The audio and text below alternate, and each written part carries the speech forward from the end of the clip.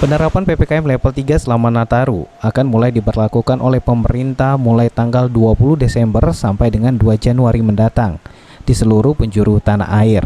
Dengan penerapan PPKM level 3 ini, masyarakat akan kembali dilakukan pembatasan kegiatan. Langkah ini sendiri diambil oleh pemerintah sebagai upaya untuk menekan laju penyebaran virus COVID-19. Atas kondisi tersebut, Jubir COVID-19 Sumsel yang juga Kabid P2P Dinkes Sumsel Peri Yanuar mengajak seluruh masyarakat Sumsel untuk menaati aturan yang telah ditetapkan oleh pemerintah selama Nataru ini. Dinkes Sumsel sendiri menurut Peri selalu berkoordinasi pihak terkait lainnya yaitu TNI, Polri selama Nataru ini sebagai upaya menekan laju penyebaran virus COVID-19 di Sumsel. Domani Mendagri yang dikeluarkan oleh Kementerian Dalam Negeri ini. Dan juga nanti akan menunggu arahan-arahan selanjutnya Pak ya? Betul, karena sifatnya kan ini tidak bisa per wilayah, karena kan seperti Sumatera Selatan pergerakan atau mobilitas penduduk itu kan bisa dari luar provinsi, ya kan?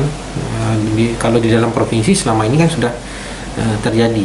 Apakah kita juga akan melakukan percepatan? Selain itu juga, kini pemerintah provinsi menghadapi Nataru terus berupaya mempercepat program vaksinasi COVID-19 yang mana angkanya saat ini telah mencapai 54% untuk dosis 1 dan 32% untuk dosis kedua.